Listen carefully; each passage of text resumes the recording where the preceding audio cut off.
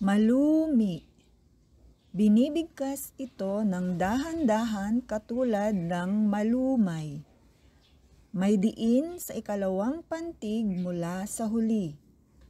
May impit na tunog sa huling pantig. Ito ay ginagamitan ng tuldik na paiwa. Nagtatapos lamang ito sa patinig.